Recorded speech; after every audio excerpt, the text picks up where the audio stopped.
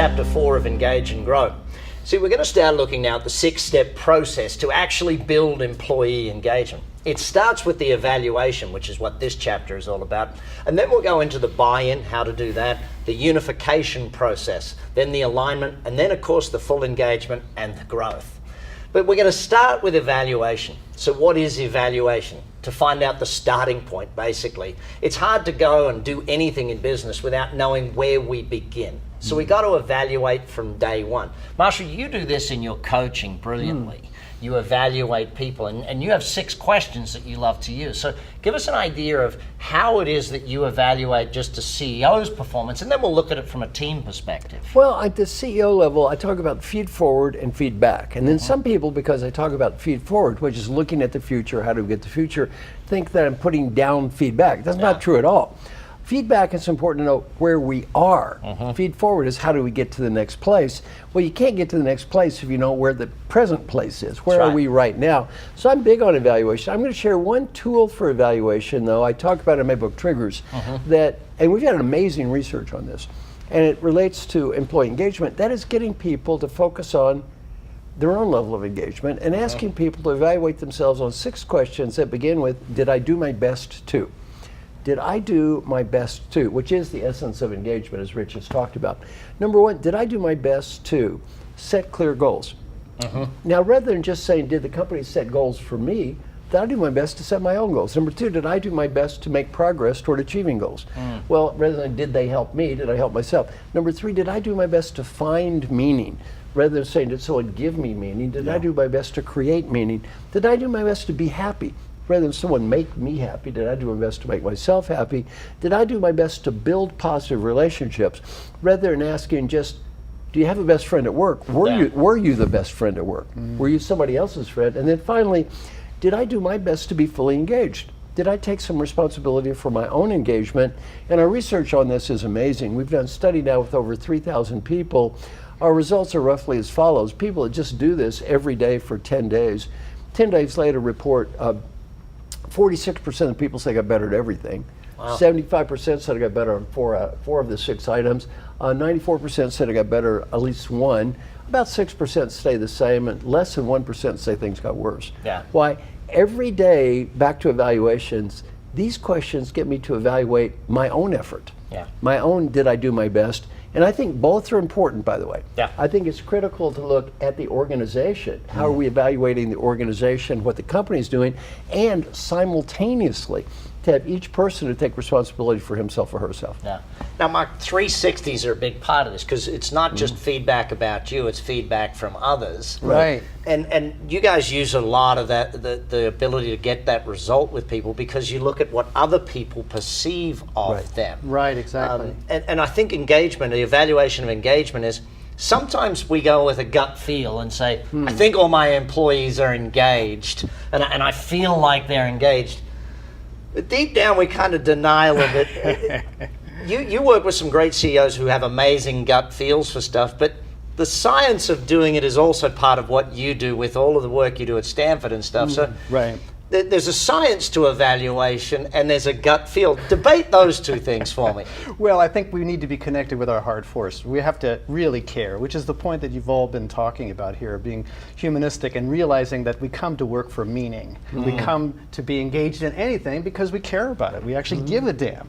And that's so critical to all of this. So when we start to apply some of these assessment tools and so forth, the thing to understand is we live in a glass house. We might want to believe that we understand all the subtleties, that we can be the taste police, right? That we know exactly what everybody's feeling because I told them that, right? And they didn't disagree with me, forgetting that I'm kind of the elephant in the room if I'm the boss, right? It's amazing how funny and smart you are the moment you're the CEO. Every joke's a winner, and your singing is brilliant, isn't it, Marshall? When you're the CEO, the singing. And then you retire, and you're no longer as funny, and as Mark Marshall once told me that the car doesn't go once you jump in the back seat anymore. So that's sort of you're the 800-pound gorilla in the room, and to recognize that, you have to realize that people may have an agenda when they're talking to you. Right, so the exactly. assessment tools, there's a lot of them right now, and in fact, what you need to realize, there's a lot of assessment tools happening without your choice. You haven't opted in to the engagement survey known as Glassdoor.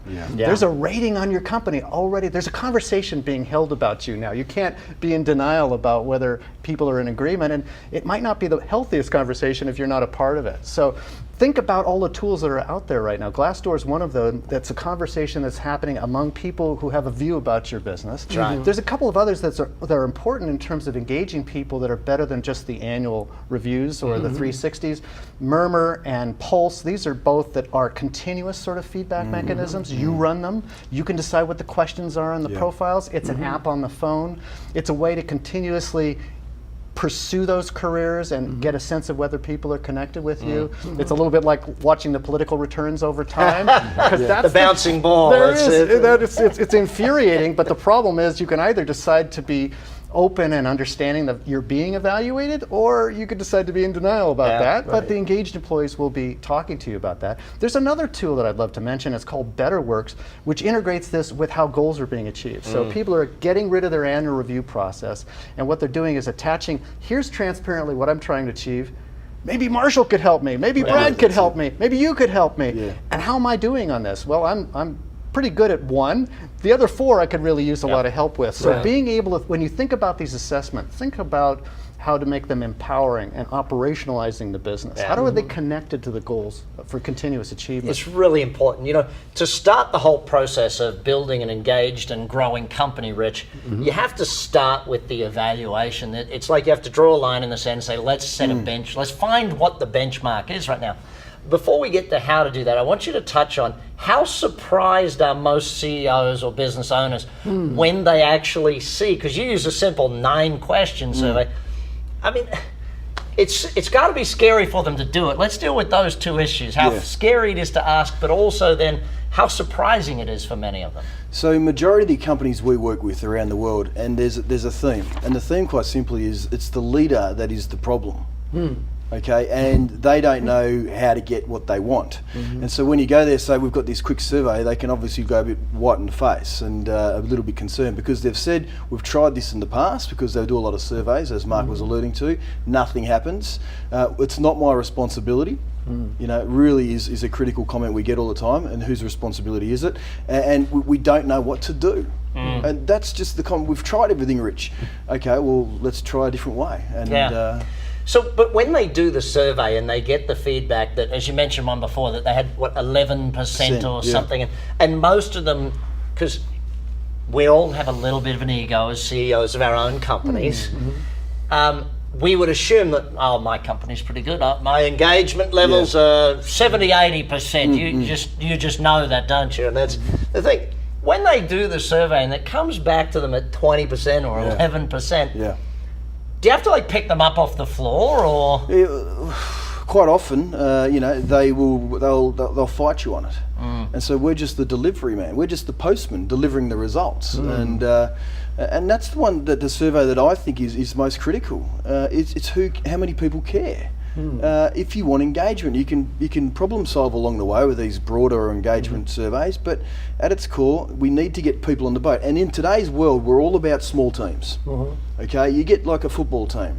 Everyone's got small teams, and how well they communicate. So systems and communication, and the heart. It's the heart of the team. And so once you uncover a little bit for the owners, they just can't help themselves but want to stay there forever, because engagement is a long-term thing. It's like going to the gym. You can't just go and work on your steps as you do in summer, Brad, and expect the amazing physique. 1 week at the gym doesn't make a lifetime. You can get it at a discount by the end of January for sure when I send my it's about maintenance, annual goals and my resolutions. But to your point, Rich, I think about how I end up doing a good cop, bad cop combination when I think about these assessments. I'll do face-to-face when I'm doing my coaching and talk to all the direct reports, the stakeholders, board members, sometimes even some senior customers. And as Marshall got me doing at one point, calling a spouse at home can be a revelation in addition to that. But getting that face-to-face connection so I have some EQ on the assessment. I also do an online assessment, or I'll do a step process assessment. And the reason I do that is because I work with people who all have healthy egos. They'd like to think they're perfect. And when those scores come out maybe a little less than perfect, or sometimes horrible, I love to be able to go and say, you know, let's try to figure out why the survey and the team thought this, so we can develop a hack together, because I know that we can do better. What's the one thing we can do that we can do better? And so I can team up in a different way. So Rich, tell us then, what are the 9 areas that we need to focus in on? Because Mark's mentioned some specific areas, and I think that when you survey into companies, when you evaluate where a company is at, what are the areas that a business owner or a CEO should be really looking at? Yeah, so there's quite a few questions, but we've got it down to 9 rough areas that we think are really critical. So really, the first one's about, are you enthusiastic, you know, to be in the working environment? Do you clearly understand what's happening around you with your management team and your co-workers? Again, that flows on to you're surrounded by people that actually share the same values. Yeah, well, Mark touched on that earlier. Exactly. If you're shared in that, it feels more psychological protection and all those things. So that's good. What's the next one? It's really about then, are you there individually trying to achieve your strengths? Are they getting the strengths out of you? Okay, so how are you maximising your, as we said earlier, not everyone's When you do this, do you get people to rate it on a scale, or is it a yes/no that is? I strongly disagree to strongly agree. So 5 questions. So 5 levels of answer. That's right. Great. Yeah. Again, it goes back to team. You know, yes, they may share the same values, but does everyone have my back? Okay, so that reflects on the values. I think that one's a really important one, is. Mark. You know, having your back, and you talked about that with the Google side of things. Right. And Marshall, when you do coaching with the CEOs, a lot of them, they're the CEO of the organization. It's like, I'm the next one to be attacked type thing. But that's every level of manager type thing. So I think that's a great question. Yeah, I agree. And one of the key things that underpins disengagement is reward and recognition. So am I being recognised for what I'm doing on a daily basis? Right. And just on that, I mean, most middle managers are rewarded for the end result. Did you or did you not achieve that goal? But they're not recognising for the work that got done beforehand. And that's where we're missing a beat too. That's a key one, I think. Yeah, Because all the people really do judge themselves not only on outcomes, but on their intentions. Right. Especially when you make a mistake, you always judge yourself on intentions. It's a really good point. I coach every CEO or business owner that I work with that every day, twice a day, remind yourself to catch it. I actually use Siri off my iPhone, and I just say, hey Siri, remind me every day at 2 o'clock to congratulate or thank or recognize 2 employees. Great idea. Because otherwise I just forget to do it. It's a good hack. It's a trigger, Marshall. It's a trigger. There you go. I love it. Rich, back to you. Sorry. I guess the next one is about, do you have great confidence in where the company's going? Is it a shared vision, or is it just the executive's vision? Right. Marshall, that's a big one that you coach CEOs on, about getting that shared vision and together. What are some of the key hacks for that one? Well, you know, I sit down with people on a regular basis and go through a few basic questions. Question number 1 is, where are we going collectively? What I think, what do you think? Where are you going individually? What do I think? What do you think? Doing well? What do I think? What do you think you're doing well? That's a great recognition question. What are you proud of? Number 4, ideas for the future. What do I think? What do you think? And then, how can I help? And what ideas do you have for me? 6 basic issues. And then a point that you keep referring to, which I love, is mutual responsibility. So the leader has the responsibility to cover the basics. On the other hand, the direct report has a responsibility to be an adult too. Yes. To check in and say, look, if I am Absolutely. lost and confused, I'm not a victim, I'm not going to whine. I'm going to sit there and talk to you. I've done this 6-question coaching process with 7 major CEOs. 7 out of 7, massive improvement. Yeah, yeah.